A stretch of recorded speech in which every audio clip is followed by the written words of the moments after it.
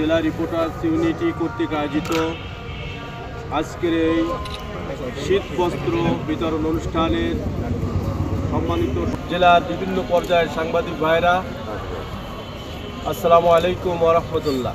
আল্লাহ তাআলার দরবারে শুকরিয়া যে আল্লাহ রাব্বুল আলামিন আমাদের মতো কিছুগুলো নগণ্য গুনাহগার মানুষের দ্বারাই আজকের মতো এরকম একটা মহৎ ভালো কাজ করার তৌফিক আল্লাহ দান করেছেন।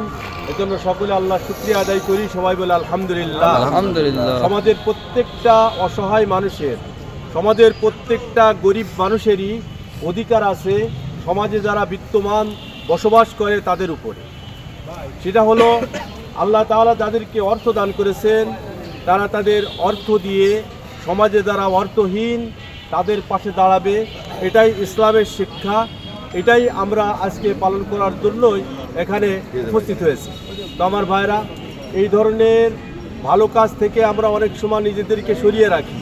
এই ভালো কাজগুলো অনেক সময় আমরা নিজেরা ভুলে যাই, কিন্তু না, আমাদের প্রত্যেককে যার যার অবস্থান থেকে, যার যার ক্যাপাসিটি থেকে আমাদের এইভাবে গরিবদের পিছনে আমাদেরকে দাঁড়াতে হবে।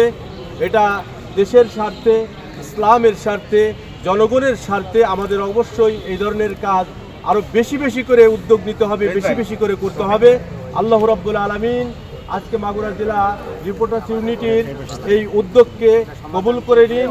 সকলে বলে আল্লাহুম্মা আমিন। আসসালামু আলাইকুম ওয়া রাহমাতুল্লাহ।